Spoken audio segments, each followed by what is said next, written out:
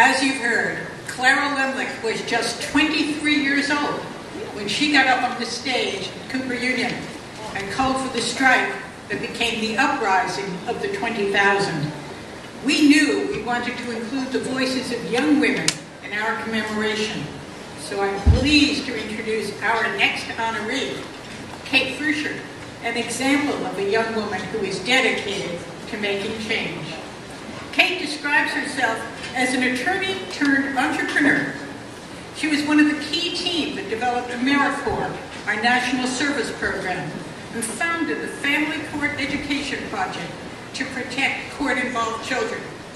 After the attacks of 9/11, Kate worked as a senior aide to New York's fire commissioner. She established the Fire Department of New York's Terrorism Preparedness Task Force, was a senior fellow at the Combating Terrorism Center at West Point, and is on the founding board of Reboot, addressing issues of Jewish community for the next generation. JWA is proud to present our Living the Legacy Award to a young voice for social change, Kate Frucher.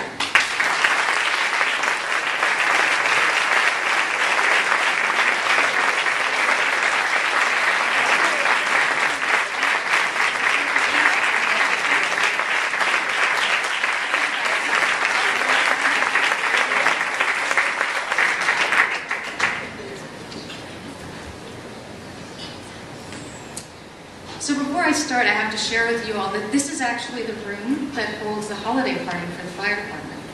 And they know how to party. So, needless to say, the vibe then is very different from the vibe now. But I love that that spirit is in this room, since what we're doing today is both remembering and also celebrating the legacy of Triangle. But to start with, let us remember them. Celia Eisenberg, 17. Born in Russia, lived in the U.S. for 5 years, union member. Lena Goldstein, 22, and her sister Mary, both living on East 2nd Street. Born in Russia, lived in the U.S. for less than 4 years, union member. Molly Gerstein, 17, born in Russia, lived in the U.S. for 4 months. Pauline Horowitz, 19, born in Russia, lived in the U.S. for 5 years. 5 young women with the same last names as young Jewish women I went to school with in New York City, out of 146 who died in the Triangle Fire. To paint a picture of who they were, 17-year-old Sadie Frown wrote in the story of a sweatshop girl that she loved clothes, dancing at Coney Island, picnics, theater, and her boyfriend, as did the young women I went to high school with. But she went to school at night and generally got to work before 6 a.m. Young women like Sadie were not aware of their strength, creating vibrant lives and communities and circumstances that many of us today would find crippling. They were just living their lives. They weren't trying to leave a legacy. But greatness is rarely found by people who are looking to be great. The fire was gruesome. In the words of William G. Shepard, a UPS reporter who just happened to be walking by when the Triangle Fire broke out, I learned a new sound, a more horrible sound than description can picture. It was the thud of a speeding living body on a stone sidewalk.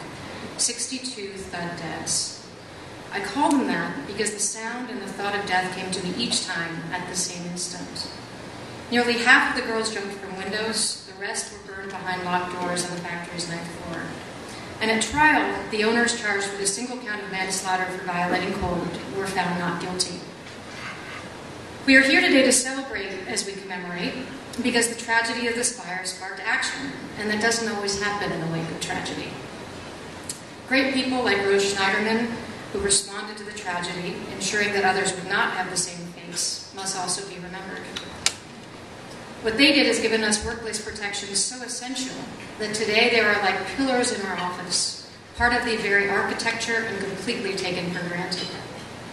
I'm sure the protections today would have seemed impossible to the Triangle workers. The factory owners were so powerful, poor immigrant women so powerless. Striving for improvement, despite seemingly impossible odds, is the story of human progress. Now, until the weeks leading up to this event, I actually knew very little of these women's stories. But when it comes to movements that have forced progress, through history to what's happening in Egypt today, you rarely know much about the millions of people whose quiet acts of courage and compassion, tenacity and sacrifice change history. That's particularly the case of movements in which women, poor people, and other marginalized groups have played starring roles. Sometimes people don't even know that they're playing these roles, like Celia, Lena, Molly, Mary, and Pauline at the Triangle Factory. But still, their lives light a spark for others, who then grab the spark and use it to build a fire. Jane Addams, Eleanor Roosevelt, a young protester today who peacefully marches up to armed police to expose the brutality of her government. Our best selves strive to do what these people do. Our imperfect selves often can't. But we all do find ourselves in moments where we are called, and there is a brief moment in which we either choose to be conscious of that opportunity or not, and then seize it or don't. It's actually a deeply hopeful thought, because it says that we all have moments to seize, and there are always going to be more of those moments ahead of us if we missed them in the past. I've had a few such seized moments. The observations of the UPS reporter touched a nerve for me. Like him, I just happened to be walking by the World Trade Center when it was attacked. And after witnessing people jump from windows 109 stories up to escape the fire, I felt I had no choice but to change my life. I stopped practicing law and started working with the fire department, which had lost 343 firefighters who'd run into the towers to help save people. I helped conduct the first detailed assessment of what had happened that day and helped implement reforms that will hopefully prevent that scale of loss from happening again. But it was simply my way of coming to terms with what I had witnessed, to practice tikkun olam, repairing the world, in my own small way, as part of repairing myself. And there have been many important moments in the years before and since 9/11 that I haven't seized. And even my work with the FDNY has never felt particularly noteworthy to me. In fact, it would have felt noteworthy in a negative sense if I'd witnessed what I had and not acted in some meaningful way.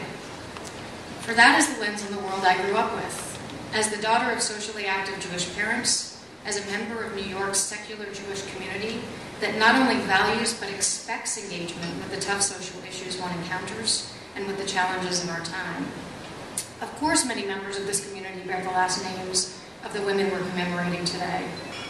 This culture I grew up in and now choose to live in was profoundly shaped by them. Our values of social responsibility and social justice are their legacy. So I receive this honor today with deep humility, but also deep gratitude to the JWA and the community it's part of. It's been a gift to be pushed to reflect on what I've done, what I've been given, and what I haven't done yet. It's an inspiration that's helped focus me back on seizing my moments.